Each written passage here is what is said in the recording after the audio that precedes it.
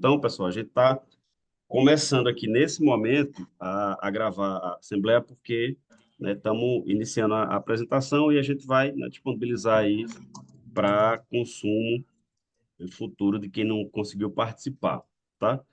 É, Quando a gente finalizar a apresentação, vamos falar de cenário, já que ele vai falar também um pouco para a gente com números bem interessantes e a gente vai falar da pré-pauta. Quando a gente encerrar essa etapa, a gente pode parar a gravação aqui, porque aí todos, ficamos mais à vontade para fazer o debate que a gente precisa fazer. Então, como eu ia falando, cenário político e econômico, a gente traz logo aqui, uma análise que fala, realmente que a gente está analisando como é que o segmento, o setor de TI está situado, no país. A gente traz alguns números, então, trazendo logo para vocês aqui números de 2023, divulgados pela Brascom, tá? Falando um pouquinho de crescimento do mercado de TIC, Tecnologia de Informação e Comunicação, no número geral aqui, o crescimento 9,5%. Eu posso até, em seguida aqui, pessoal, colocar o link para esse relatório. Então, um relatório publicado pela Brascom, qualquer pessoa pode ter acesso a ele. E traz aqui alguns números, vamos dizer assim, segmentando mais, esse mercado de TI, então hardware, software, serviços, nuvens, exportações, mais um número que a gente destaca aqui é esse crescimento, 9,5%, tá? Isso aqui, Brasil. A gente, em seguida, traz uma avaliação do Porto Digital, aí a gente já vem aqui para Pernambuco, trazendo aqui dados que o próprio Porto Digital divulgou recentemente. Vocês podem ver aqui essa notícia do dia 8 de abril, agora de 24. Houve repercussão, inclusive nos grupos de Zap que a gente acompanha aqui no sindicato, muita gente, inclusive, dizendo, olha, pode printar isso aí, guarda para o momento da campanha, porque, de fato, são números, expressivos. Então, obviamente que a gente tem que ter o cuidado quando a gente está comparando esses percentuais, né? Por exemplo, aqui, a notícia, o destaque, Porto Digital cresce 14% em 2023 e passa de 18 mil colaboradores, né? Quando a gente vai ver aqui o detalhe, esse crescimento de 14% trata do faturamento, das empresas, do conjunto de empresas aqui do Porto Digital, são 415 empresas, faturando faturamento na casa aí dos 5,4 bilhões, tá? E aí, como tem dito aqui no título, 18.400 colaboradores. Então, um crescimento expressivo, além até daquele percentual ali anterior, mais uma vez fazendo a ressalva dessas comparações, mas a gente sabe que é um crescimento expressivo, inclusive do Porto Digital, aí, bom, entrevistas do presidente do Porto Digital, detalhando um pouco mais esses números, a gente quer trazer para vocês esse cenário que acreditamos que todos já conhecem, né? Mas caso não, a gente está relembrando. Um outro aspecto aqui que esse ano foi muito debatido, inclusive mais recentemente, ainda está em andamento nessa discussão, é a questão da desoneração da folha de pagamento. Eu acredito que também todo mundo está acompanhando, na sequência da reforma tributária, nessa questão de desoneração, de renúncia fiscal, ela está muito no debate público aí, e as empresas de TI também têm se mobilizado aí, se movimentado, sindicato patronal fazendo várias movimentações no Congresso em relação a isso. O que é que a gente traz aqui? O que é que tem imposto em relação a, vamos dizer assim, a reoneração da folha, que hoje está desonerada, que em 2024 nada muda, tá? Isso é o que foi negociado, apresentado pelo governo, como eu disse, o debate rolando no Congresso, essa notícia aqui da própria agência Estado, agência Senado, de 9 de maio, agora desse ano, bem recente, e a reoneração ela inicia da folha de pagamento das empresas, inclusive de TI, inicia de forma gradual, certo? Ou reinicia de forma gradual a partir de 2025. Então, para 2024, não muda nada. Isso aqui é um ponto que certamente o Sindicato Patronal vai trazer para a mesa, quando ele for fazer a leitura do cenário, vai fazer a leitura desse aspecto aqui da reoneração de forma negativa, mas a gente sabe que para 2024 nada muda, né? aqui a gente traz também um pouco, falamos aqui de cenário regulatório e também legal, porque a gente não queria deixar de trazer para vocês esse debate que está muito forte aí na sociedade como um todo, que é a regulamentação da inteligência artificial no país. Eu trouxe aqui essa notícia da União Europeia, acho que todo mundo sabe, que já foi aprovado lá, e da mesma forma que aconteceu no caso lá, a GDPR, aqui LGPD, a Lei Geral de Proteção de Dados, a gente também acredita que esse texto aprovado lá na União Europeia vai influenciar muito a regulamentação aqui, que hoje está muito no âmbito do Senado. Existe um grupo de trabalho formado lá que vem trabalhando há algum tempo. Salvo engano, inclusive, essa semana tem votação do relatório final da comissão, mas isso vai tramitar ainda pela Câmara, ainda tem ainda assim, uma jornada legislativa considerável aí, e, enquanto isso, a gente vê vários debates, vários, artigos, textos falando com um viés ou outro a respeito dessa regulamentação. A gente sabe que é um tema super importante e isso precisa acontecer no país. Né? Regulamentação de redes sociais também, né? A gente não quer aqui fazer um debate aprofundado, mas a gente não poderia também deixar de tocar nesse aspecto aí da regulamentação da IA. Outro ponto que a gente queria trazer para vocês, aí por isso que eu falo de legislação, é a lei da igualdade salarial também recente, né? Muito debatido, muito em voga. Isso aqui já dialoga mais diretamente com o mundo do trabalho, né? A questão da IA também, e foi um avanço expressivo que a gente teve no país recente com essa lei aprovada, tá? Em seguida, a gente vai falar um pouquinho aqui do cenário das negociações. Tá? A gente vem mais para o lado dos números, né? Eu acho que aqui a gente poderia, Jaqueline, fazer, você falar um pouco, né? Colocar a tua apresentação, que você vai falar de economia e tal, e depois eu volto, né? Para complementar um pouco e depois a gente segue com a pauta. Pode ser, Jaqueline? Então eu posso. Eu Apresenta a vou. Jaqueline aí, Reinaldo. Jaqueline, eu já falei, né? Deixa eu só parar aqui minha tela, pessoal. Não sei se ela está com a câmera aberta. Ela estava com problema na câmera, né? Agora, pelo menos apareceu ali. Bom, pessoal, Oi, boa noite. boa noite, Jaqueline. Como eu falei, Jaqueline Natal, ela é do DIEESE aqui de Pernambuco, né? DIEESE é uma entidade super importante que presta uma assessoria né, às entidades sindicais e aos trabalhadores de suma importância, né? E a gente convidou, né, Jaqueline aqui para ela fazer uma apresentação para a gente. Eu estou com a apresentação aqui, Jaqueline, posso colocar na tela, tá? Ou se você quiser compartilhar da sua máquina, tranquilo também. Eu posso compartilhar, não, que aí Beleza, eu você vou já está mudando. como co-host aí, fique à vontade. E aí, quando a Jaqueline finalizar essa parte dela, a gente volta para fechar essa parte de análise de cenário e discutir aqui a nossa pauta, tá, pessoal? Nossa proposta de pauta. Então, Jaqueline, fique à vontade, a palavra é sua. Bem, gente, boa noite. Queria agradecer o convite de participar da Assembleia. Claro que eu não sou do setor de TI, então eu vou começar a fazer algumas meia dúzia de besteira, como compartilhar coisa errada, mas não se preocupem não que eu chego lá. Eu ia falar que a palavra e a tela é sua também. Eu acho arriscado, velho, mas vamos É, lá. né? Vai lá. Eu não sei se vocês, eu não sei se eu estou compartilhando, Ainda não. ainda não. Você compartilhou e parou. Aquele negócio da pessoa que está com várias coisas abertas, e aí na hora que vai compartilhar se perde. Agora Chegou, né? tá chegando aqui. Pronto, agora chegou. Vamos Beleza. lá. Eu vou falar bem, gente, bem rapidamente. Primeiro, agradecer o convite do SINDPD para estar nesse momento de partida da campanha salarial.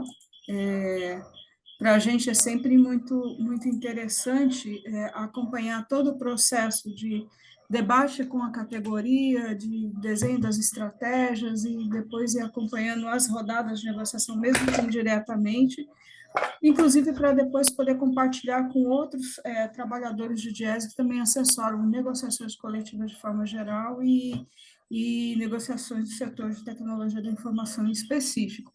Isso agrega muito para nós técnicos, para o nosso trabalho. Bem, eu tenho um desafio de falar bem rapidamente, bem rápido mesmo, um pouco do cenário, do contexto das campanhas salariais. O Reinaldo, de forma muito interessante, mostrou um pouco dos dados do setor, que é uma das variáveis importantes quando a gente vai entrar numa negociação coletiva, é a gente saber qual é o ambiente que a gente está negociando, do ponto de vista econômico, de cenários, de perspectivas, do ponto de vista de regulação, do ponto de vista de perdas salariais e do ponto de vista das demais categorias. A gente, pela nossa experiência, a gente sabe que as empresas, de forma geral, e não só no setor de tecnologia da informação e comunicação, elas se espelham muito no ambiente de negociação das demais categorias e mesmo de empresas ou convenções coletivas do mesmo setor em outras regiões. Então, a gente tem tomado já há muitos anos, há praticamente 3 décadas, o Jazz faz o acompanhamento de negociações coletivas, tentando um pouco desenhar esse cenário para a gente poder ajustar as estratégias. Bem, então, assim, acho que eu não preciso colocar em modo apresentação, não, né? Tá legal aí, não tá? Eu acho que esse slide tá legal. Não sei se os outros vão ficar menores, mas vamos seguindo aí. Tá, vocês me avisam qualquer coisa, porque eu Beleza. prefiro, porque assim eu estou enxergando o que eu estou fazendo, eu não estou em em outra janela. Bem, das variáveis que eu acho que a gente tem que prestar bastante atenção para desenhar o nosso cenário, dentre elas, a gente tem que olhar, por exemplo, o desempenho da economia. E olhar o desempenho da economia, a gente normalmente olha, um dos principais indicadores é o PIB, Produto Interno Bruto, que é uma referência em relação ao crescimento econômico, né? E aí, não basta olhar para a gente, olhar para o crescimento do Brasil, para o crescimento de Pernambuco, a gente tem que ter um pouco ideia de qual é o caminho que está sendo trilhado pela economia mundial. Nós estamos num mundo globalizado, a pandemia mostrou a importância e o peso disso quando você fecha as fronteiras do comércio internacional e cadeias produtivas inteiras travam, porque a gente vivia no mundo e vive ainda no mundo que produz bens que seus componentes são internacionais, são mundiais. Então, quando você fecha fronteiras, a economia trava. Então, quando você olha para o desempenho, pensa o desempenho econômico, você tem que olhar qual é a perspectiva de crescimento mundial. Uma economia mundial pujante tende a carregar as demais economias, principalmente as economias que têm na sua pauta de exportação um peso tão grande do ponto de vista da dinâmica interna, como é o caso do Brasil. O Brasil é um dos players do mercado mundial, embora tenha uma participação pequena, a economia brasileira depende muito da economia mundial.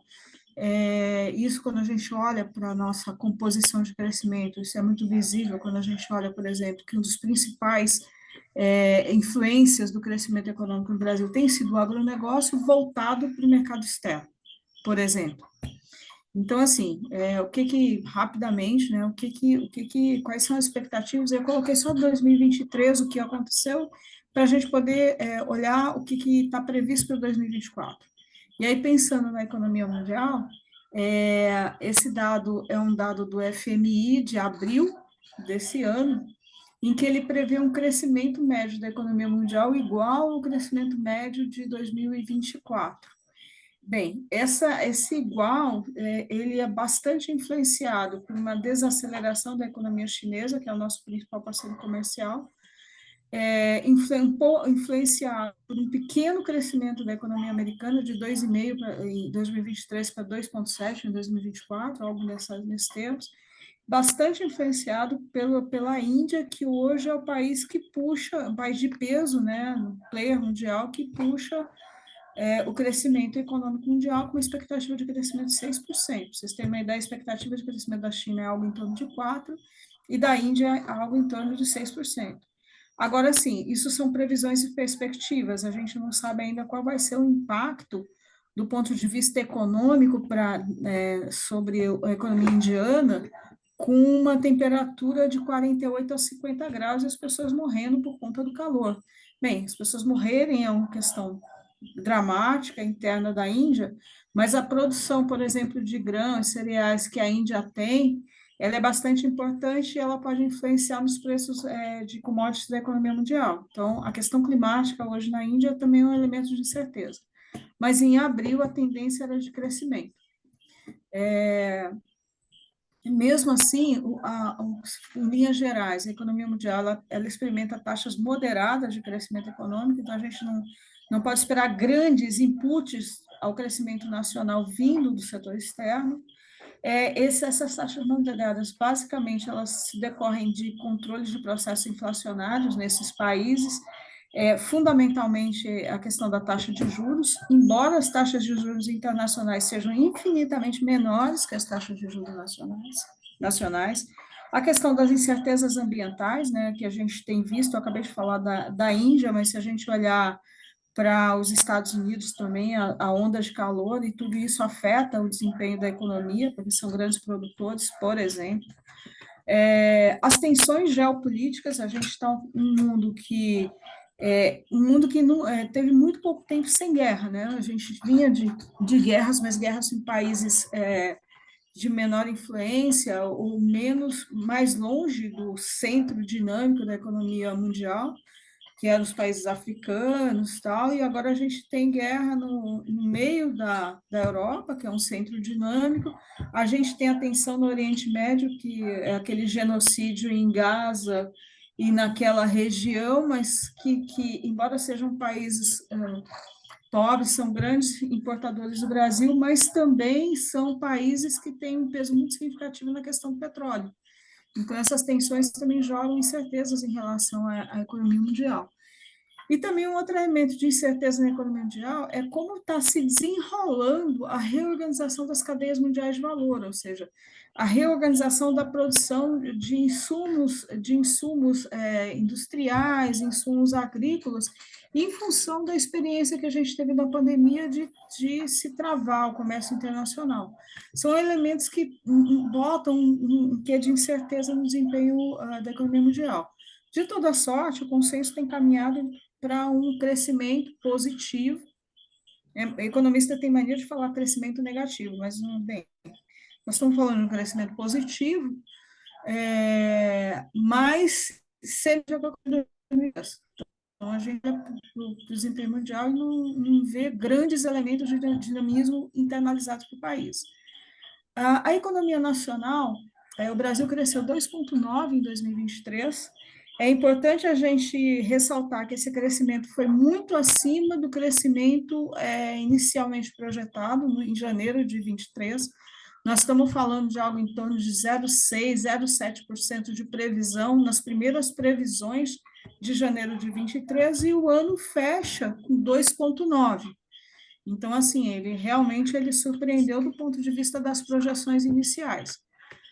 O que está previsto para 2024, o ano de 2024, nós vamos estar realizando a negociação, nós vamos realizar a negociação coletiva, a campanha salarial, a negociação coletiva dos trabalhadores de tecnologia da comunicação e informação e comunicação de Pernambuco, prevê uma economia desacelerando a 2,07%, né? Agora, esse número também eu reputo como uma previsão inicial, porque tem muitas variáveis ainda no campo de jogo. Primeiro, é bom que se destaque que, dos elementos que puxaram a economia em 2023 e surpreenderam muito positivamente, a gente pode destacar o desempenho do setor agropecuário, cresceu mais de 15%, um desempenho muito positivo do consumo das famílias, puxado pelo incremento de renda, e esse incremento de renda ele se deu tanto pelo aumento do uso do trabalho, né, da mão de obra e redução do desemprego, como pelo aumento do salário mínimo, engordando a massa salarial e aumentando as perspectivas de consumo. A gente pode citar também os programas de renegociação de dívida que conseguiram amenizar o endividamento e criar novos espaços para endividamento, né, o que é uma coisa positiva e talvez nem tanto, a gente precisa discutir, aprofundar um pouco isso. Fortalecimento dos programas de transferência de renda que geraram um ambiente de crescimento econômico a partir do consumo das famílias, a partir do consumo das famílias. Do ponto de vista setorial, a gente vê uma recuperação do setor de serviços, que foi o setor que mais sofreu ao longo da pandemia, né? Embora o setor de TIC, né, Tecnologia de Informação e Comunicação, ele tenha, contraditoriamente ao conjunto da economia, ele tenha se beneficiado bastante das medidas de isolamento social, porque foi ele que permitiu que a gente continuasse a girar o motor da economia, né? Foi basilar para o funcionamento da economia. Bem, voltando, nós vamos negociar num ambiente, em princípio, de desaceleração do crescimento mundial, as taxas moderadas de crescimento mundial, desaceleração do crescimento interno. Nós continuamos com um problema estrutural no Brasil para aceleração do crescimento, que é a taxa de juros acima da média mundial. O Brasil é um país que sem crises, profundas, sem guerra, e quando eu falo crise profunda, eu olho para a Argentina, né, com inflação acima de 100%, com todas as medidas que foram tomadas, mas nós somos das maiores taxas de juros reais do mundo. Isso significa que isso é equivalente a você tentar arrancar com um carro e ele está com o freio de mão puxado. Né? É bom lembrar que a taxa de juros ela encarece o crédito, então ela limita o consumo e ela limita o investimento. Né? 2023, a economia ela cresceu muito em função do consumo. E o consumo, para ele continuar persistindo, você tem que entrar com a variável investimento para criar nova ampliação da capacidade de riqueza e manter esse consumo aquecido. Se você não entrar fortemente com o investimento, ampliando a capacidade produtiva, esse consumo vai perdendo musculatura e lá na frente a gente volta a ter taxas medíocres de crescimento econômico. Bem, um outro lado extremamente importante desse cenário é que a gente começa a ver com mais intensidade o fruto dos investimentos públicos, né, no país, em especial em Pernambuco. Se a gente olhar direitinho, nós temos o Programa de Aceleração do Crescimento Econômico, nós temos o programa Minha Casa Minha Vida, que tem um grande impacto sobre a construção civil, que puxa uma cadeia produtiva importante. Nós temos investimentos internos, né? Nunca é demais a gente lembrar que, quando a atual governadora assumiu, a Assembleia Legislativa aprovou a possibilidade de crédito da ordem de 3,4 bilhões de reais, praticamente nos primeiros 15 dias, 20 dias, no primeiro mês de governo, a possibilidade do Estado se endividar para poder aplicar e fazer investimentos públicos partidos do Estado. Então, assim, a gente tem essa perspectiva de 2,7%, ela possivelmente deve ser superada nesse período. Quando a gente olha para Pernambuco, a gente não pode deixar de falar o seguinte: Pernambuco, entre 2007 e 2008, que foi o primeiro PAC, e mais ou menos o pré-pandemia, era um estado que ele apresentava taxas de crescimento mais fortes, né, mais intensas que a média nacional. Já na crise de 15 e 16, ele começa a apresentar um descolamento dessa taxa, né? Ou seja, quando o Brasil entra em recessão, as taxas de recessão, de retração do PIB em Pernambuco são maiores que a média nacional. À época, isso foi explicado porque isso coincidiu também com a desmobilização de várias obras, vários investimentos, paralisação das obras do sertão, paralisação das obras da refinaria, conclusão das obras do estaleiro, ou seja, teve uma confluência, a gente apresentou uma retração pior entre 15 e 16. No entanto, quando volta, entre aspas, à normalidade, ou seja, sai da recessão 17 até 19, a taxa de crescimento de Pernambuco ela descola para baixo da taxa de crescimento nacional, ela vai se descolando para baixo. O pós-pandemia, o crescimento de Pernambuco ele efetivamente se descola. O que eu estou chamando de descolar? Enquanto a economia brasileira cresceu 2,9 em 2023, a economia pernambucana cresceu 1,3, e essa foi a taxa anual de 2023. Eu trouxe um resultado mais recente para Pernambuco, que é esse 1,30 que vocês estão vendo e 1,80, eles são a taxa de crescimento da economia pernambucana do primeiro trimestre de 2023 em relação ao último trimestre de 2022, aliás, em relação ao primeiro trimestre de 2022, é um trimestre contra trimestre, e 24 contra 23, a mesma baixa comparação. Por que eu trouxe isso? Para mostrar para vocês que Pernambuco já começa a colher os resultados do cenário de investimentos que eu citei anteriormente, o PAC, Minha Casa Minha Vida, os próprios programas de crédito que o governo estadual ele tem adotado, ele tem podido contrair para para colocar em pé as suas obras, né? Então, o cenário do ponto de vista estadual é um cenário interessante do ponto de vista do crescimento econômico. Isso é muito legal, porque isso vai gerar, possivelmente, resultados, por exemplo, na questão da arrecadação local, tanto a arrecadação estadual quanto as arrecadações municipais. Isso tem reflexo na arrecadação. E boa parte do nosso parque de empresas tem relações contratuais com o setor público. Né? Isso é um elemento importante, porque é um elemento de menor pressão em cima dos custos de produção do setor de tecnologia da informação e comunicação. Bem, eu estou tentando... Jackie, tenta dar um pouco mais de ritmo. Vou tentar, desculpa.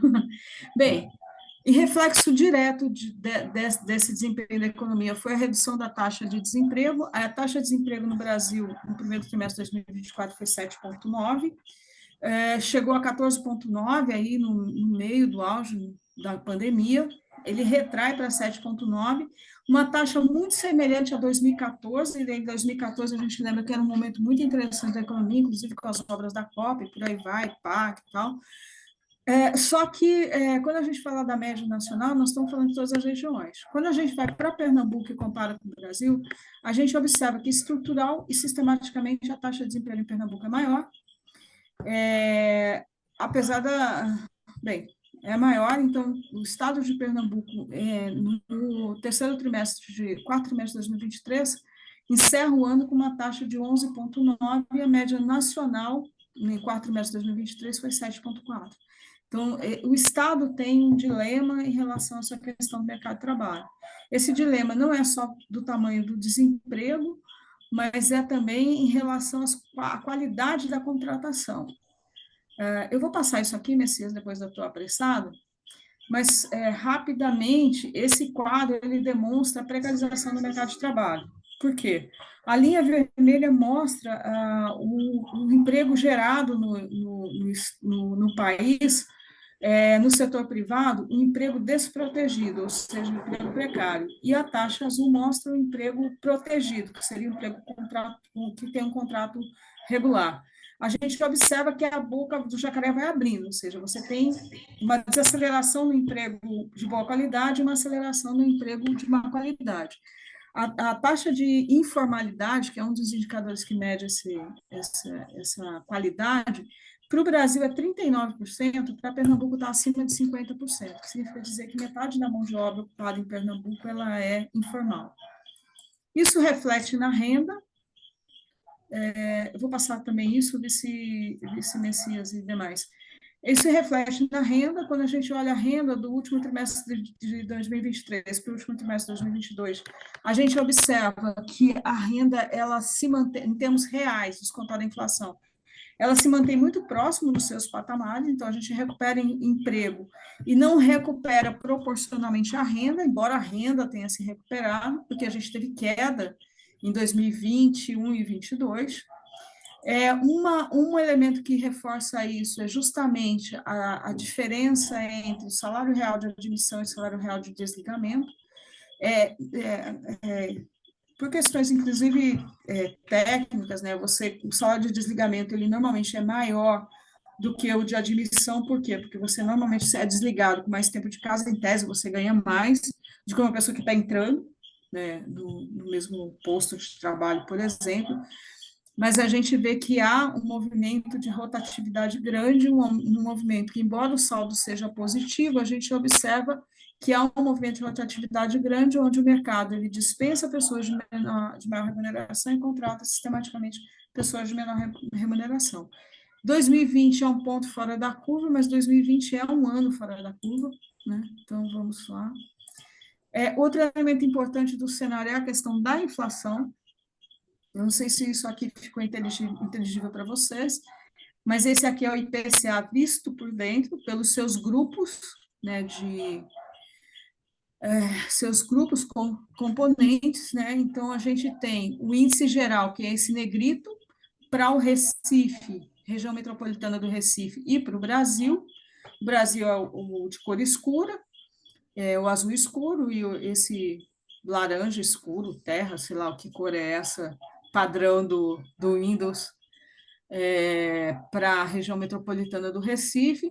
A gente vê que nos últimos, para 12 meses, e a gente vê que nos últimos 12 meses, os grandes influenciadores do aumento da inflação, tanto no Brasil quanto na região metropolitana, tem sido a alimentação fora do domicílio, com uma recomposição importante de margens, e essa informação é muito importante para a gente pensar a pauta, porque nós temos um auxílio alimentação, que é um auxílio alimentação, inclusive, interessante, mas que provavelmente tem sofrido uma corrosão mais que proporcional ao conjunto da inflação, e a questão da educação também a nível nacional pesando, a nível local com 5,19% e a nível nacional com 6,93%. Bem, vamos lá. Do ponto de vista da inflação acumulada, a gente vê uma relativa estabilidade, a inflação variando de 3,16 em junho de 2023, em setembro do ano passado de 5,19, em agosto desse ano 4,16, e já adiantando, a atual estimativa de inflação para setembro de 2022 é de 4,22%. Claro que há um conjunto enorme de incertezas em relação ao comportamento desse indicador. A gente tem seca numa ponta do país, ultra enchente na outra ponta do país.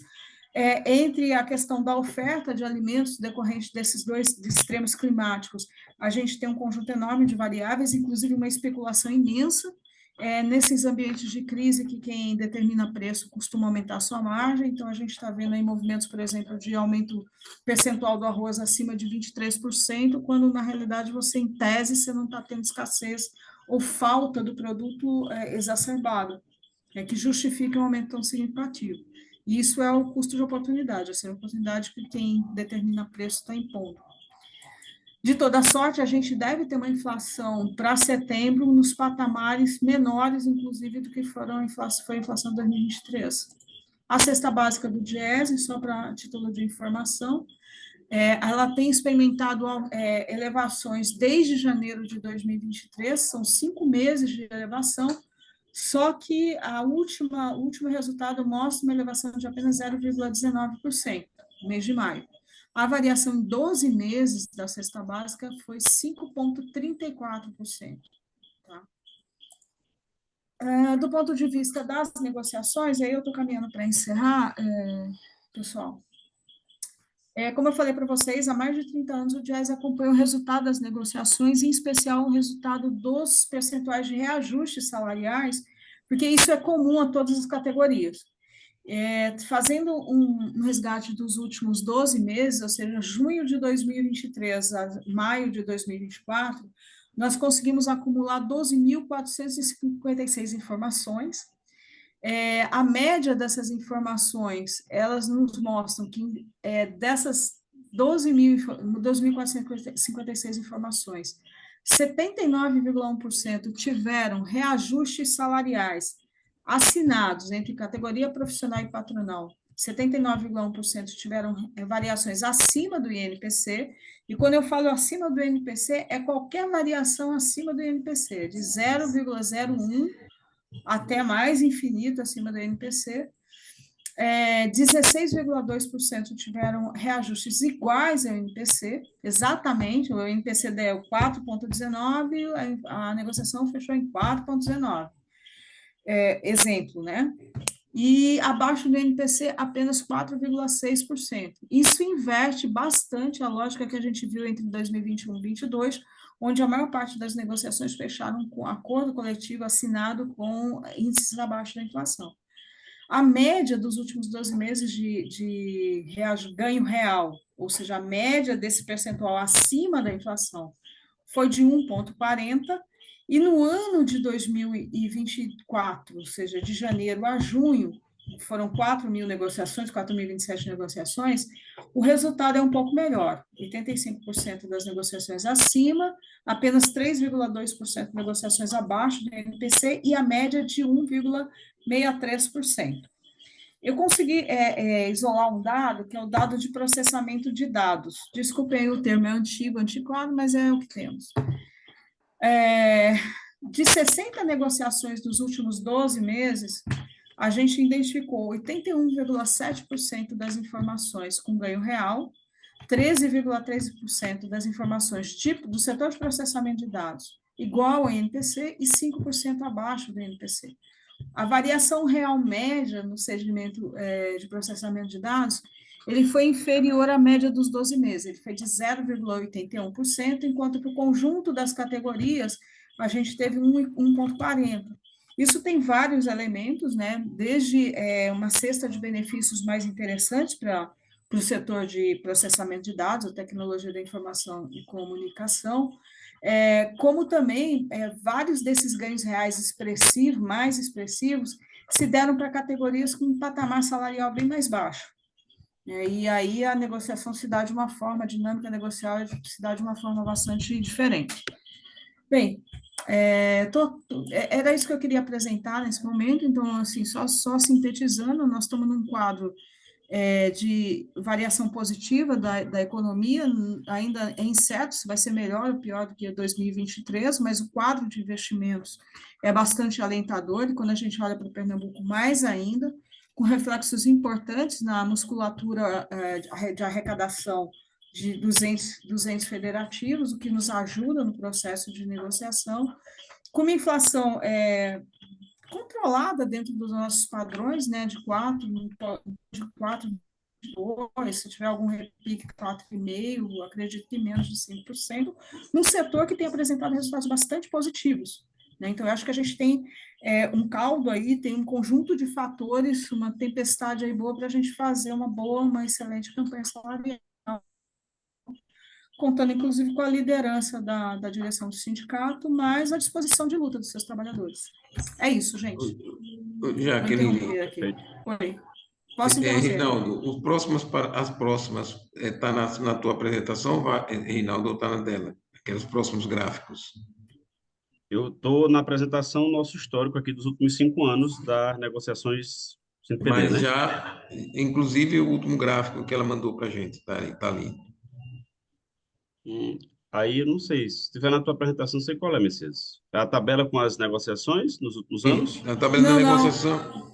A tabela com a questão da alimentação. Ah, tá. Não coloquei na apresentação, não, Jaqueline. Você Mas eu pode tenho colocar, aqui, na então? hora de falar. Posso.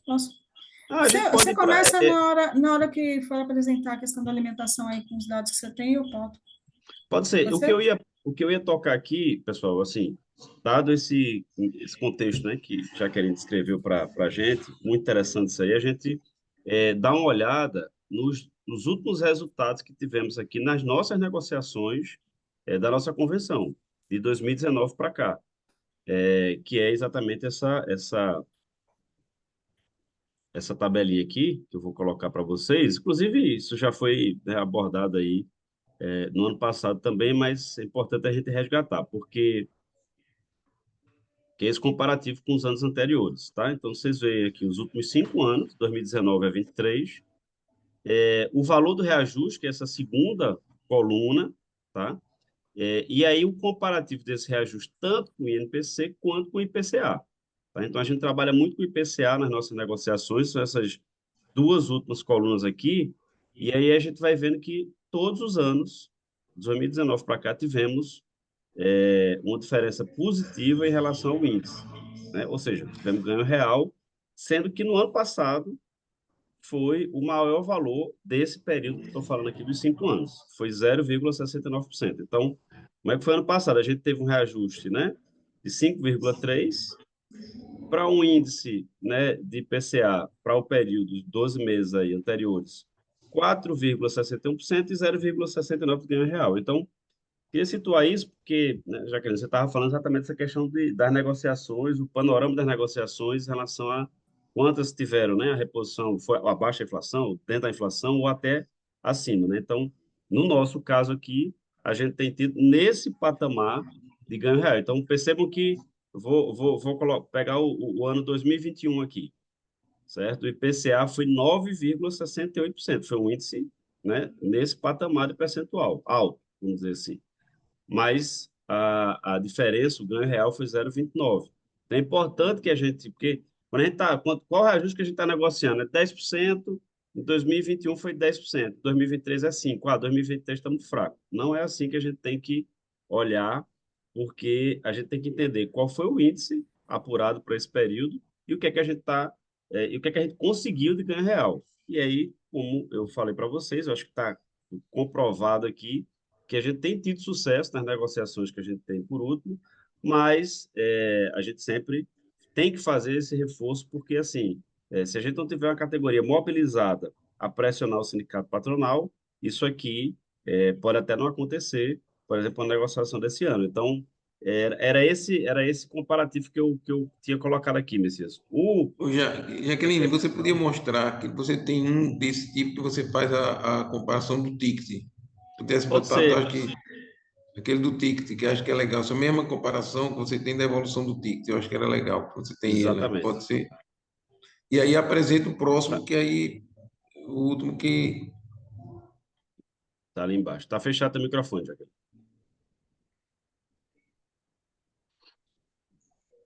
Abre o microfone, Jack. Tentando, gente, eu estou tentando me achar, que eu estou mais Abriu, perdida abriu. que outra coisa nesse negócio. Não. Vamos lá. Está aparecendo.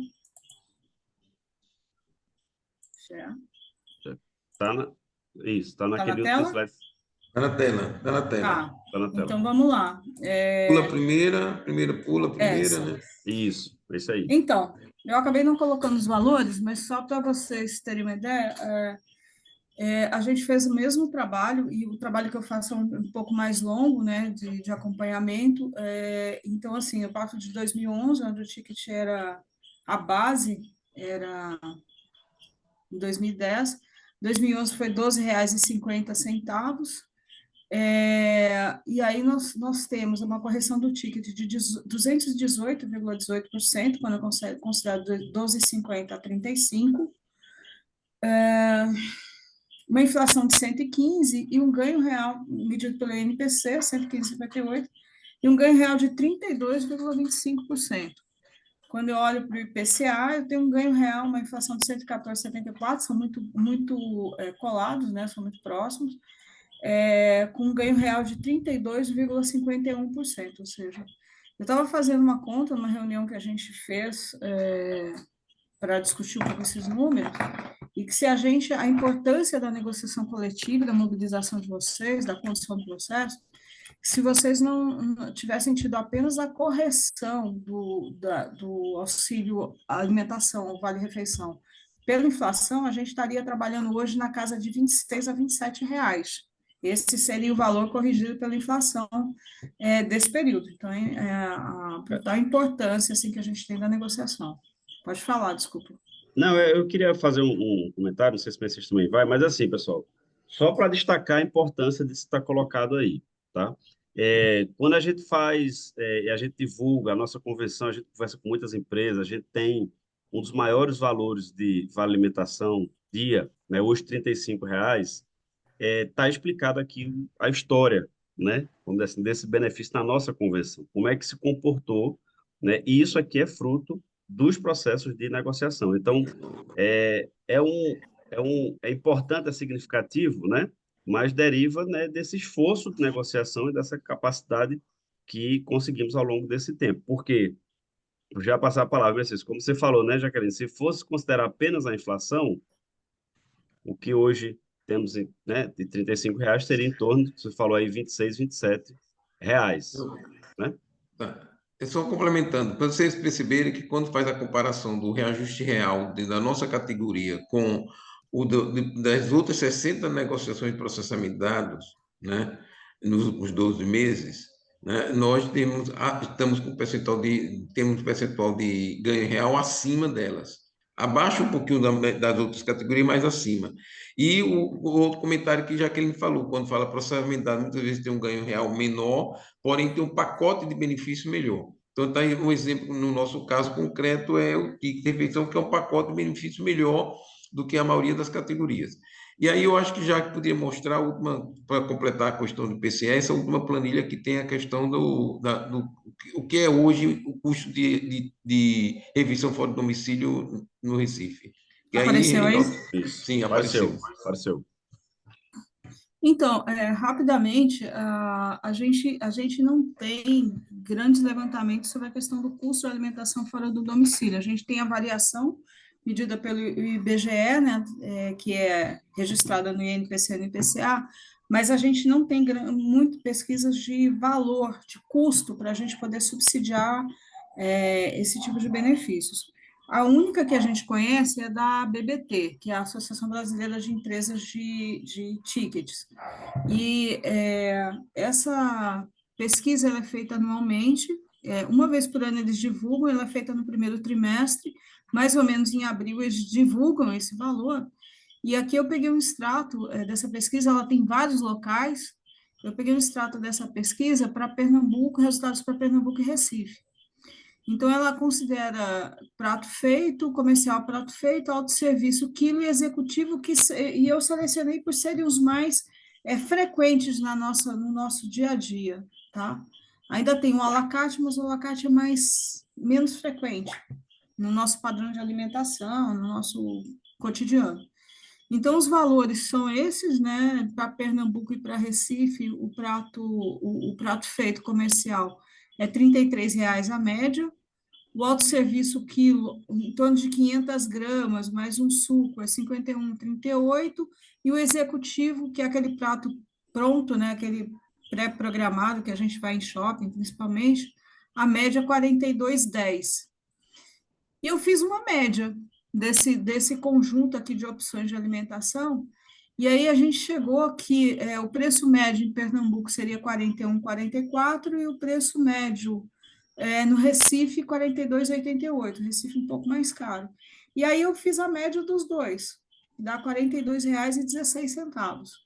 Estou colocando isso como uma referência para vocês discutirem a pauta de reivindicação, Perfeito. os valores a serem colocados na pauta. Tá? Perfeito. Ok? Tá, já Posso que você tirar? pode falar só para você voltar só o outro slide ali, ó, que está com as últimas 2 ou 3 linhas em vermelho, que eu acho que Ah, tá. fazemos aí um link bem feito, que é o, Desculpa. o 422, né? Só para você É, comentar aí, comenta para nós aí.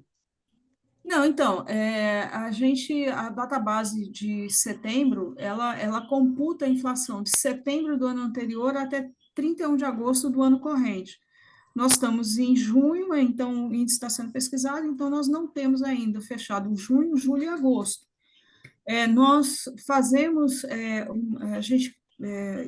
a gente calcula uma estimativa desses percentuais, aliás, uma estimativa de inflação acumulada para a database, com base no sistema de expectativas do Banco Central. O Banco Central lá tem um local, tem uma área dele em que ele sistematiza as expectativas do mercado em relação ao comportamento do PIB, câmbio, uma série de variáveis econômicas, uma delas é a inflação e é o IPCA. Ele antigamente fazia a estimativa do INPC, mas não faz mais.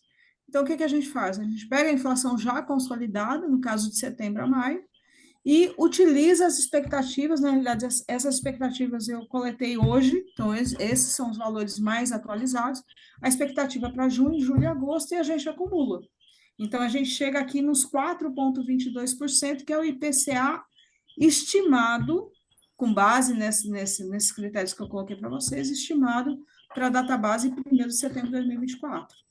Perfeito. Essa é a inflação, essa é o que a gente chama de perda, essa é a perda. Perfeito. Eu ok? estou falando isso porque a gente vai, perfeito, Jaqueline, a gente vai entrar agora, pessoal, na pauta, né? E esse número está lá, né? É uma previsão, uma estimativa, mas é o que a gente tem para o momento, né? Então, Posso, posso tirar, Reinaldo? sim, sim, Aham, pode. ok, tranquilo. Reinaldo, agora vai para a pauta, Reinaldo. Aí, depois de terminar a apresentação da pauta, tu para a gravação, que aí a conversa rola sem gravar. Perfeito. Você quer ir tocando nos pontos, Messias? Eu acho que Não pode, você quiser ir apresentando. isso, eu vou passando aqui, e aí você vai. Ó, primeiro, o que é que a gente, qual o nosso trabalho? Nós fizemos, como sempre fazemos, comparamos o que nós pedimos nos anos anteriores, o que saiu de sugestão nas enquetes que a gente faz, o que a gente conversou ao longo do ano com vários grupos de Zap, as sugestões, acumulamos e construímos uma proposta de pauta, de reivindicações, que é esse o ponto agora que a gente precisa ter a opinião de vocês para poder formalizar essa pauta até o dia 1º de julho para o sindicato patronal. E aí só aí vai entrar a fase de negociação. Então, hoje começa a campanha para a base, para a gente começou alguns dias atrás. Começa a campanha com a aprovação da pauta de reivindicações. Então, a gente está propondo, primeiro, nos últimos anos, nós fizemos negociações coletivas que resultaram em uma convenção coletiva com vigência por 2 anos. A atual foi assinada em 2022 e vale até 31 de agosto de 2024. Sendo que o início, entre os dois, no meio dos 2 anos, ou seja, em 2023, a gente faz uma negociação só das cláusulas financeiras, só salário e benefícios. O que é que nós estamos propondo? Primeiro ponto, nós estamos propondo que esse ano nós voltemos para a pauta, para uma convenção coletiva com vigência de 1 ano apenas. Por quê? Porque o cenário econômico é um pouco mais favorável, o cenário político é um pouco mais favorável no sentido de que não há, neste momento, uma ameaça é, pesada de reforma trabalhista, de corte de direitos. Então, há uma expectativa que, nesse momento, não estariam os direitos regulados na legislação, não estariam sob ameaça, que nos levaria a tentar protegê-los numa convenção por 2 anos. E a gente está um ambiente na Justiça do Trabalho também um pouco mais favorável no que se refere aos direitos trabalhistas. Né? Não quer dizer que esteja favorável ao de julgamento de grandes questões, mas tá, e por isso a gente está propondo que a vigência da convenção por 1 ano apenas, o que significaria que para 1 ano nós faríamos a negociação coletiva de tudo de novo, não só de salário. Pode passar, Reinaldo. Reajuste salarial. O que que a gente fez? Com base nesse estudo que Jaqueline fez e no estudo que a gente fez do setor, o Reinaldo apresentou, a gente teria várias possibilidades de construção de uma proposta de pauta, de reajuste. Então, claro que o nosso campo ideal é eu quero ganhar tudo que o setor de TI cresceu, tecnologia de informação cresceu. Ou seja, e aí, como é que a gente mede esse crescimento do setor de tecnologia de informação? Nós temos algumas limitações de dados, porque a gente tem, você não consegue desagregar os dados levantados pelo IBGE, pelos órgãos oficiais do governo federal, o governo estadual, ao ponto de ver especificamente tecnologia de informação em Pernambuco. Então, a gente tem dados agregados, e aí daí a gente chegou à seguinte proposta de reajuste. Primeiro, continuar usando o IPCA. Então, significaria que a gente trabalharia com a estimativa de 4,22% de inflação. Né? Pode ser mais, pode ser menos, é uma estimativa. Mas o reajuste que a gente está pedindo é de 9%. Como?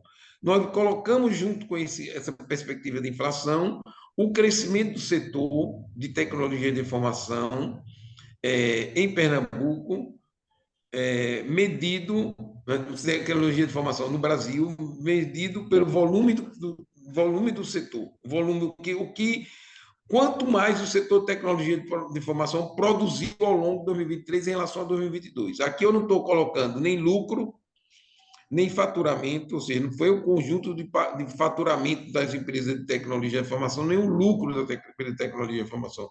Foi quanto o volume de serviços de tecnologia de informação cresceu no Brasil em 2023. A gente está pegando 4,6 como referência. Não, porque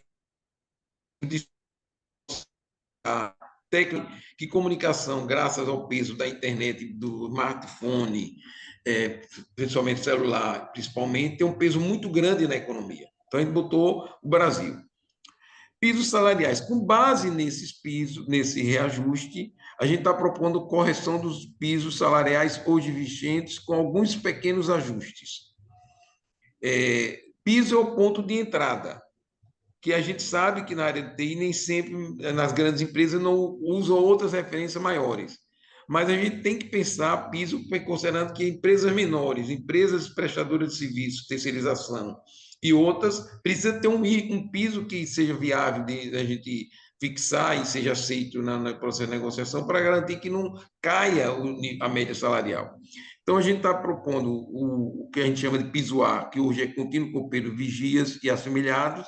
A gente está querendo explicitar auxílio de serviços gerais para evitar que as empresas contratem eventualmente com as pessoas como um salário mínimo de serviços gerais. Então, a gente botou de forma bem específica, é um pouco acima do que o salário mínimo, um pouco acima do salário mínimo previsto para janeiro de 2025, mas a gente fixaria maior. Os demais empregados da área administrativa, 1.585. E aqui, na área administrativa, a gente não separa por funções, porque é difícil, numa categoria que é técnica, você conseguir fixar os pisos de toda a área administrativa. A gente preferiu crescer e fixar os pisos da área mais de TI especificamente. Então, a gente está pegando digitadores e auxiliares e assistentes de informática, 1.901. É o piso atual corrigido pelo 9% de reajuste que a gente está propondo. Aqui tem uma mudança que na tela seguinte vai mostrar. A gente está deslocando operadores que estavam junto com os digitadores, a gente está deslocando para o piso D, que hoje tem um nome estranho, de profissionais de nível médio que desempenham funções técnicas. Então, a gente está explicitando melhor essa função, até porque na classificação brasileira de ocupação, que é o código que a empresa tem que botar no E-Social quando contrata alguém, esse grupamento é um só, de operadores técnicos de operação, monitoração, computador, demais técnicos de informática e tecnologia de informação. Então, a gente pegou o chamado piso D e colocamos operador de técnico de operação para lá, porque é assim na classificação brasileira de ocupação. O piso E, que hoje é programador de computador, a gente incluiu o nome de desenvolvedor de sistema e técnico de desenvolvimento de sistema de aplicação e web design, ou seja, para tentar fechar brechas para esses tipos de profissionais serem contratados com piso inferior ao programador. Todos eles são programadores. E, no caso de analista, que hoje, o F, que é só analista de tecnologia de informação, nós colocamos outros cargos no superior que existem no setor na classificação brasileira de ocupação. Lembre, a referência que a gente está usando é como as empresas são obrigadas a registrar as pessoas no E-Social. Eles têm que escolher um código. Então, esses códigos aqui de analista de TI, administradores de TI e engenheiros de computação são os códigos que existem na profissão com nível superior. A gente está fixando como piso. Para a vida real de boa parte das empresas privadas, principalmente as maiores, multinacionais, as grandes empresas nacionais, mesmo algumas empresas importantes em Pernambuco, esse piso é muito pequeno. O mercado pratica valor maior. Mas, para a realidade das mais de quase 450 empresas, entre quais as terceirizadoras, é o piso atual atualizado de 9%. Vamos em frente. 13º salário, a gente quer corrigir um itemzinho para dizer que o que tem de lá de adiantamento em agosto, de 25%, setembro 25% e outubro 25%, não anula o direito dos empregados terem 50% quando saem de férias, para as empresas não burlarem a convenção e a lei. Passar. Adicional tempo de serviço. Esse é um pleito antigo. O nosso adicional tempo de serviço, o nosso quinquênio, hoje é de valor de R$70. R$70 é menos de 5% do valor do piso atual. Então, a gente está propondo que passe, como a gente tem insistido, a ter um quinquênio de 5% do salário base de qualquer empregado. A cada 5 anos, ele tem direito a 5% do seu salário a mais, além do seu salário como adicional tempo de serviço. Lembrando, né, Messias, que essa foi uma contribuição que também veio, pessoal, através do form que a gente circulou aí esses dias, tá? Isso aí estava contemplado lá, já estava no nosso radar, né? Mas também veio como contribuição da base. É isso. Posso passar, né, Messias? Pode passar. Aí PLR. vem PLR. PLR é um item que também veio muito nessa enquete que Reinaldo falou. Ano passado falamos muito disso. Esse ano tivemos muitas negociações de PLR com várias empresas, sendo que Pernambuco já tem vários estados do Brasil que as convenções coletivas de tecnologia de informação já tornam obrigatório o PLR. Aí está propondo que ele seja instituído por acordo coletivo ou por comissão, como a lei permite, mas que seja distribuição obrigatória e igualitária. A gente, a rigor, tem que ter claro, deixar claro para vocês, que apenas um Estado tem um valor fixo mínimo, definido na convenção coletiva, um valor mínimo que tem que ser distribuído. Ao contrário dos bancários, que têm o direito, todos os bancos têm que, pelo menos, distribuir um valor X anual. Nós não conseguimos essa conquista ainda na nossa categoria. Então, estamos querendo dar um primeiro passo para tornar obrigatório o PLR na categoria. Pode passar. Alimentação. Aqui é aquele item, aquele que Jaqueline falou. Reinaldo, não é 38 não. Ninguém falou em 42. Sim, verdade. Pode Porque estar. quando a gente fez essa apresentação, Jaqueline estava fechando aquelas médias, certo? Então, 38 é se simplesmente corrigisse. A gente está propondo que seja R$ 42 o valor do título. É a média que Jaqueline encontrou com base na única pesquisa que existe no mercado, no Brasil, rotineiramente, pesquisando a alimentação fora do domicílio. Então, a gente está propondo que seja 42%, R$ 42, daria 42,16, como nosso acordo com o patronal é que tudo arredonda, ficaria em R$ 42. Dá 20% de reajuste. Entendeu? Esse é o proposto pleito, e é importante, vocês viram que foi essa ousadia nossa de pedir no TIC mais do que a inflação, 42, lembra que vai arredondar, que a gente fez com que a gente tenha tido esse incremento ao longo dos últimos 10 anos. Vamos em frente. Sheila e pessoal tem rolando pergunta no Zap. Outra alteração que a gente fez, importantíssima, que a gente está insistindo com o sindicato patronal, porque o Porto Digital, sindicato patronal, a CESPRA, os governos, tem insistido em atrair trabalhadoras, atrair mulheres para atuar em TI. Nós achamos que só vai conseguir isso se você der condições de proteção a mulheres e homens quando têm filhos. E um dos itens importantes é esse. No caso de licença maternidade, licença paternidade, a pessoa continua recebendo auxílio alimentação. Exato. É um fator relevante. A maioria das empresas tem, das categorias tem, a gente quer ter isso. Convênio médico. Aqui há uma mudança do convênio médico.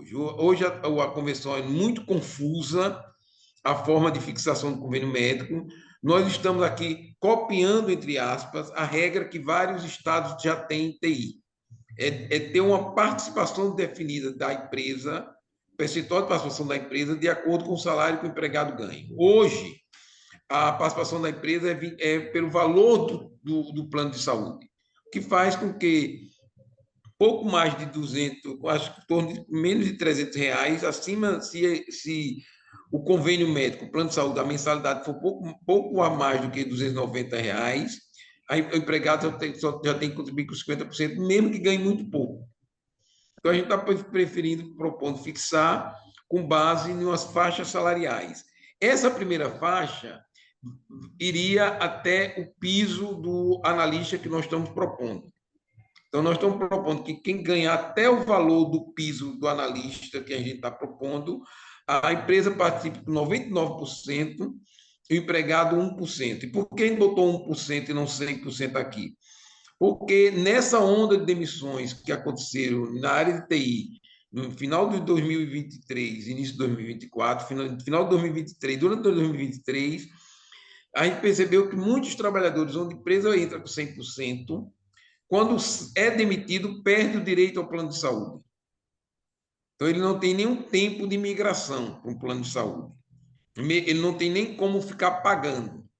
Então, a gente está propondo que tenha um desconto de 1%, a gente avalia aqui na Assembleia, para garantir o direito, caso o empregado seja demitido, ele poder ficar com o plano de saúde, no plano de saúde, seja a empresa pagando uma parte, seja ele assumindo integralmente, enquanto ele migra para outro plano, para outro emprego, não ficar sem convênio médico. Nós tivemos muitos problemas de trabalhadores que estavam cirurgiados, e indo para fazer cirurgia, que não teria condições de fazer o tratamento depois, porque sairia desligado do convênio médico.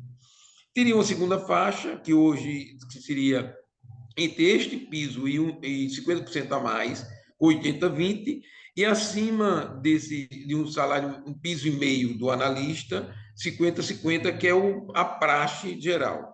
Mas a gente tem um outro incremento, que é a obrigação da empresa, pode passar aí, não, é de que este valor de participação da empresa tem um valor mínimo de R$ 223, hoje é 195, se eu não me engano. Isso.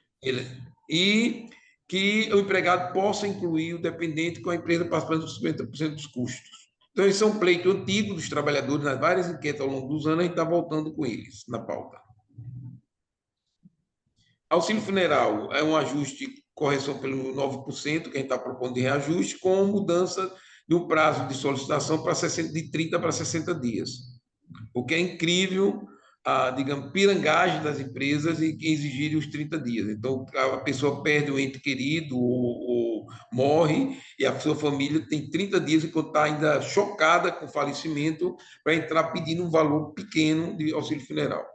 Auxílio creche, duas mudanças: a atualização do valor pelos 9%, mas a extensão da idade de 6 anos, 11 meses e 29 dias, para 9 anos, 11 meses e 29 dias. Esse segundo ponto, né, Messias, também vindo da enquete que a gente fez aí com vocês esses dias, tá, pessoal?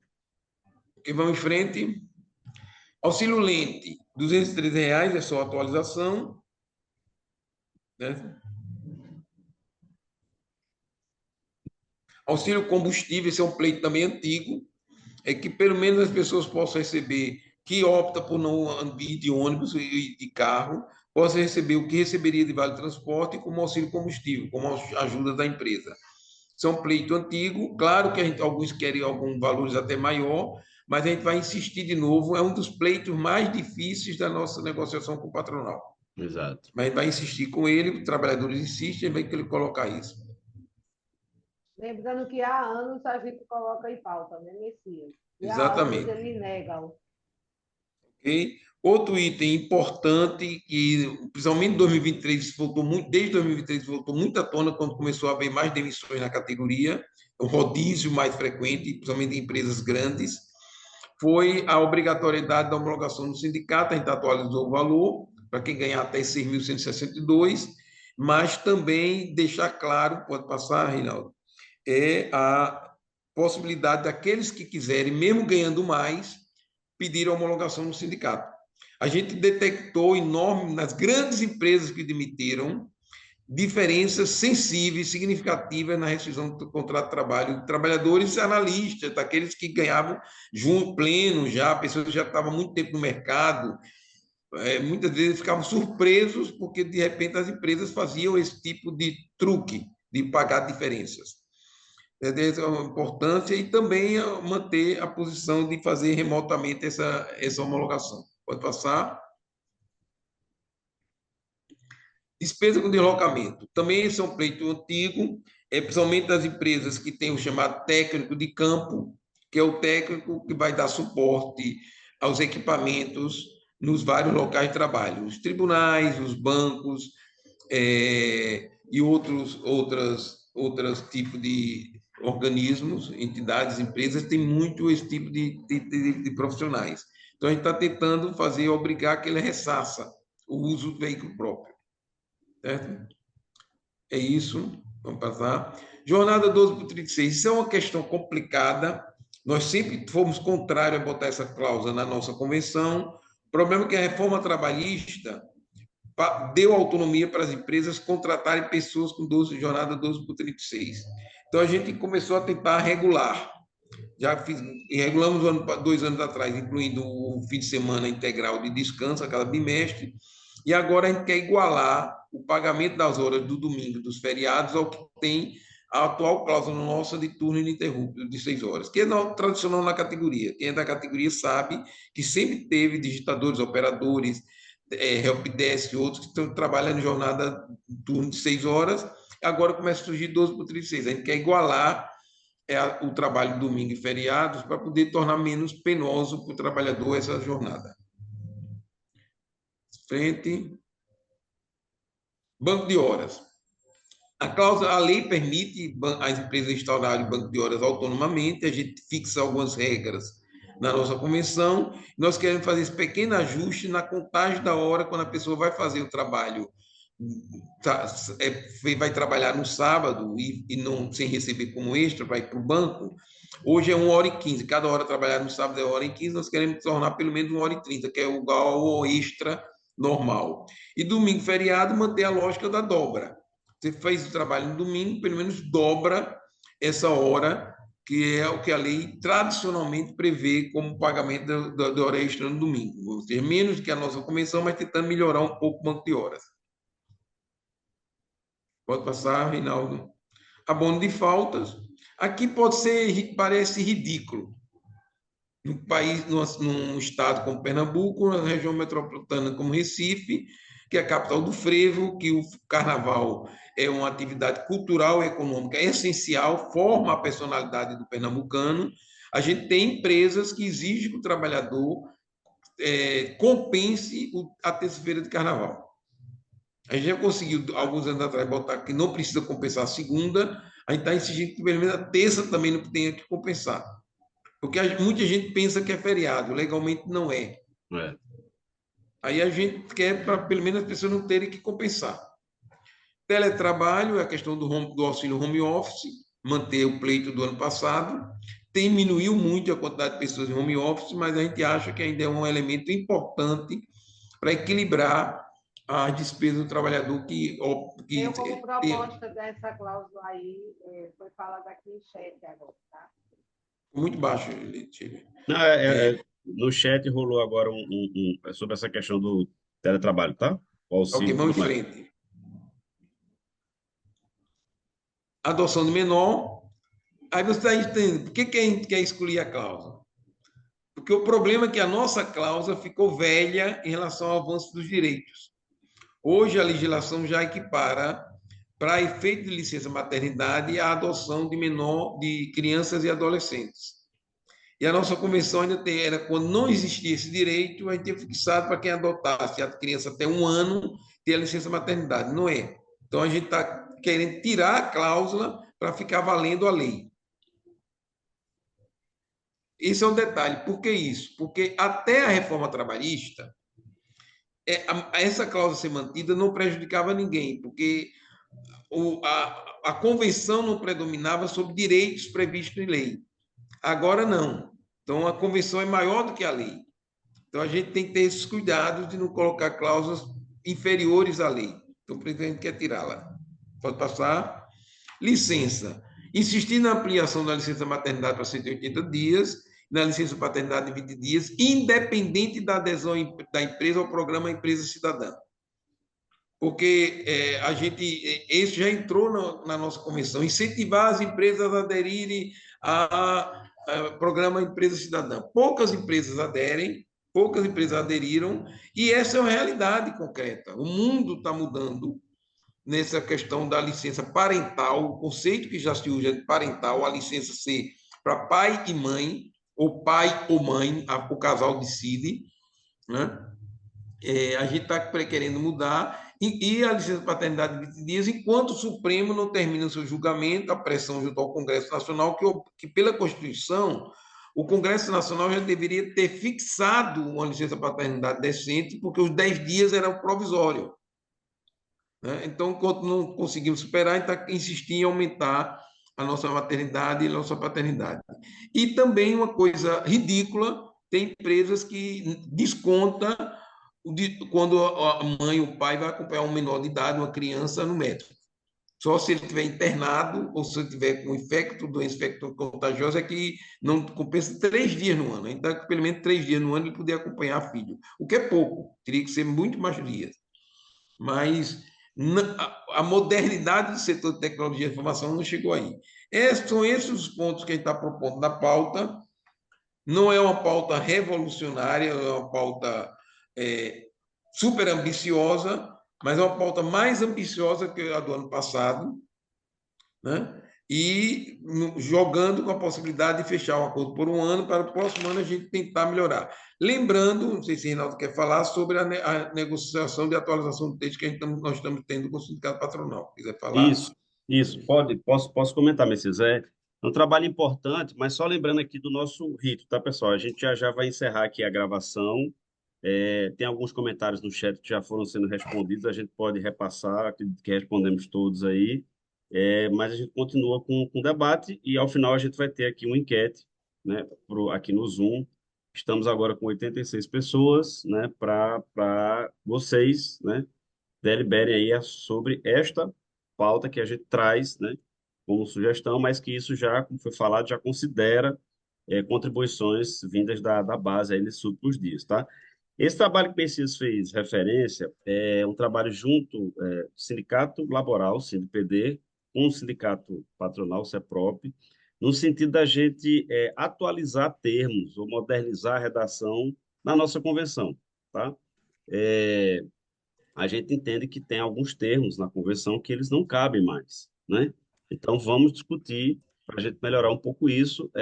Tem, né, algumas questões, algumas mudanças de redação que nós já gostaríamos de ter feito antes, mas o sindicato patronal não topa, e a gente, na campanha do ano passado, na negociação do ano passado, conseguiu o compromisso de 60 dias antes da entrega da pauta, discutirmos com o sindicato patronal. E a gente vem fazendo algumas reuniões com basicamente vamos dizer assim, duas linhas principais de trabalho. Uma delas é essa que eu falei, modernizar o texto da convenção, tá? Quando for possível. E a outra também, né, tem a ver com isso, mas é a gente rever os pisos, né? A forma como os pisos da nossa categoria em Pernambuco estão previstos, estão colocados na convenção. Entendemos que há oportunidade da gente melhorar, há um pouco de confusão quando a gente lê ali os termos, né? Empresas nos procuram para tirar dúvidas, trabalhadores nos procuram, então a gente fez algumas reuniões, né? E vem conversando com o sindicato patronal. O que a gente vem tratando aqui, esse trabalho, né? A gente considerou algumas premissas. Uma delas é o seguinte: isso não vai impactar na nossa negociação dessa pauta que a gente está aqui. A gente pode, inclusive, trazer itens desse trabalho, dessa discussão para a pauta, mas a gente não pode chegar nesse momento e o sindicato patronal dizer, olha, não podemos negociar agora a convenção porque a gente tem um trabalho em andamento. Isso não vai acontecer, já tem esse compromisso.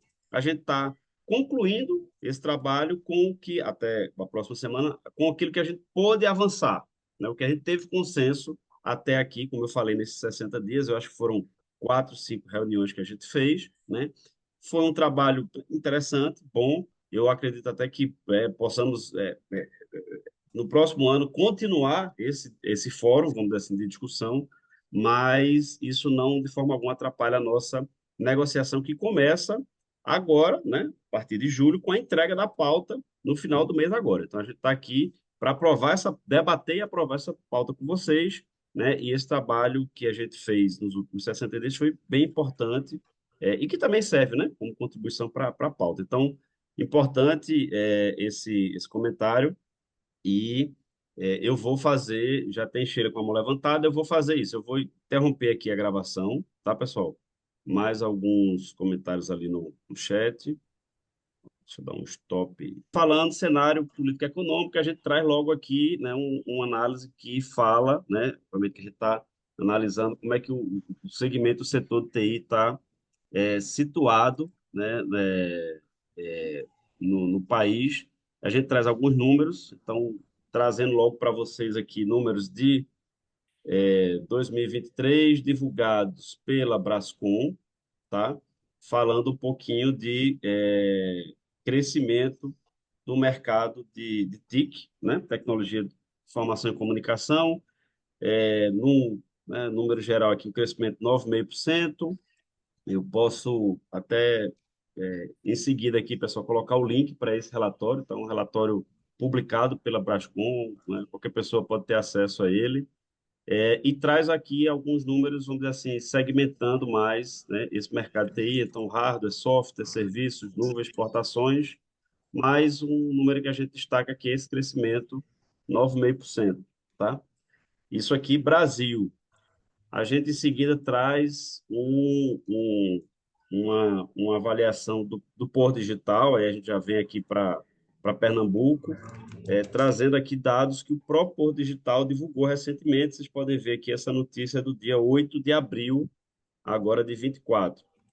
Houve repercussão, né, inclusive nos grupos de Zap que a gente acompanha aqui no sindicato, muita gente, inclusive, dizendo, olha, pode printar isso aí, guarda para o momento da campanha, porque, de fato, são números, né, expressivos. Então, obviamente que a gente tem que ter o cuidado quando a gente está comparando esses percentuais, né? Por exemplo, aqui, a notícia, o destaque, Porto Digital cresce 14% em 2023 e passa de 18 mil colaboradores, né? Quando a gente vai ver aqui o detalhe, esse crescimento de 14% trata do faturamento, né, das empresas, do conjunto de empresas aqui do Porto Digital, são 415 empresas, faturando faturamento na casa aí dos 5,4 bilhões, tá? E aí, como tem dito aqui no título, 18.400 colaboradores. Então, um crescimento expressivo, além até né, daquele percentual ali anterior, mais uma vez fazendo a ressalva dessas comparações, mas a gente, né, sabe que é um crescimento expressivo, inclusive do Porto Digital, aí, bom, entrevistas do presidente do Porto Digital, detalhando um pouco mais esses números, a gente quer trazer para vocês esse cenário que acreditamos que todos já conhecem, né? Mas, caso não, a gente está relembrando. Um outro aspecto aqui que esse ano foi muito debatido, inclusive mais recentemente, ainda está em andamento nessa discussão, é a questão da desoneração da folha de pagamento. Eu acredito que também todo mundo está acompanhando, na sequência da reforma tributária, nessa questão de desoneração, de renúncia fiscal, ela está muito no debate público aí, e as empresas de TI também têm se mobilizado aí, se movimentado, sindicato patronal fazendo várias movimentações no Congresso em relação a isso. O que é que a gente traz aqui? O que é que tem imposto em relação a, vamos dizer assim, a reoneração da folha, né, que hoje está desonerada, que em 2024 nada muda, tá? Isso é o que foi negociado, apresentado pelo governo, né, como eu disse, o debate rolando no Congresso, essa notícia aqui da própria agência Estado, agência Senado, de 9 de maio, agora desse ano, bem recente, e a reoneração ela inicia da folha de pagamento das empresas, inclusive de TI, inicia de forma gradual, certo? Ou reinicia de forma gradual a partir de 2025. Então, para 2024, não muda nada. Isso aqui é um ponto que certamente o Sindicato Patronal vai trazer para a mesa, né? Quando ele for fazer a leitura do cenário, vai fazer a leitura desse aspecto aqui da reoneração de forma negativa, mas a gente sabe que para 2024 nada muda, né? Aqui a gente traz também um pouco, falamos aqui de cenário regulatório e também legal, porque a gente não queria deixar de trazer para vocês esse debate que está muito forte aí na sociedade como um todo, que é a regulamentação da inteligência artificial no país. Eu trouxe aqui essa notícia da União Europeia, acho que todo mundo sabe, que já foi aprovado lá, e da mesma forma que aconteceu no caso lá, a GDPR, aqui LGPD, a Lei Geral de Proteção de Dados, a gente também acredita que esse texto aprovado lá na União Europeia vai influenciar muito a regulamentação aqui, que hoje está muito no âmbito do Senado. Existe um grupo de trabalho formado lá que vem trabalhando há algum tempo. Salvo engano, inclusive, essa semana tem votação do relatório final da comissão, mas isso vai tramitar ainda pela Câmara, ainda tem vamos dizer assim, uma jornada legislativa considerável aí, e, enquanto isso, a gente vê vários debates, vários, né, artigos, textos falando com um viés ou outro a respeito dessa regulamentação. A gente sabe que é um tema super importante e isso precisa acontecer no país, né? Regulamentação de redes sociais também, né? A gente não quer aqui fazer um debate aprofundado, mas a gente não poderia também deixar de tocar nesse aspecto aí da regulamentação da IA. Outro ponto que a gente queria trazer para vocês, aí por isso que eu falo de legislação, é a lei da igualdade salarial também recente, né? Muito debatido, muito em voga. Isso aqui já dialoga mais diretamente com o mundo do trabalho, né? A questão da IA também, e foi um avanço expressivo que a gente teve no país recente com essa lei aprovada, tá?